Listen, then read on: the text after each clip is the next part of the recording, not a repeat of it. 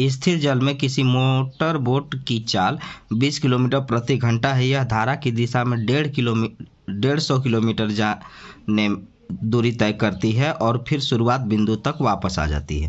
यदि round trip में 16 घंटे का समय लगता है तो नदी के प्रवाह की चाल कितना है। यानी कहने का मतलब है कि नाव का चाल है 20 किलोमीटर प्रति घंटा, धारा की चाल नहीं पता है। 150 किलोमीटर जाकर वापस आने में 16 घंटे का समय लगता है।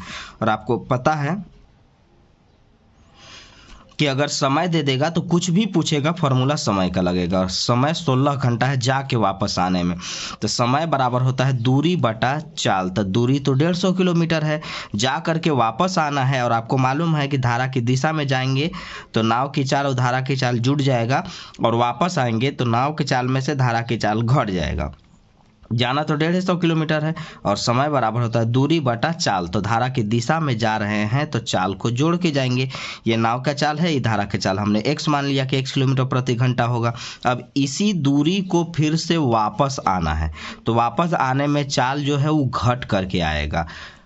जा करके वापस आने में टोटल समय 16 घंटे का लगा है, और कुल का मतलब होता है जोड़ना। अब इसमें ध्यान रखिएगा कि जब धारा की दिशा में जाएंगे तो चाल जोड़ करके, वापस आएंगे तो चाल घटा करके, समय दे देगा तो कुछ भी पूछेगा फॉर्मूला समय का लगेगा। और समय बराबर होता है दूरी बटा चाल। इस दूरी को इस चाल से गए, इस दूरी को इस चाल से गए, जाने में कुछ समय, आने में कुछ समय, दोनों मिला करके 16 घंटे का समय लगा।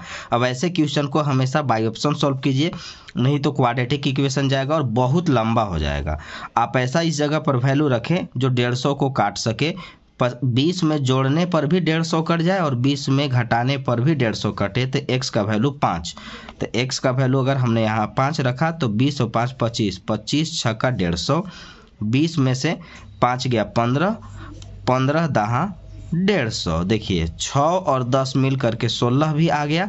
ये हमारा हो गया आंसर। हम कह सकते हैं कि धारा की जो चाल है वो 5 किलोमीटर प्रति घंटा है।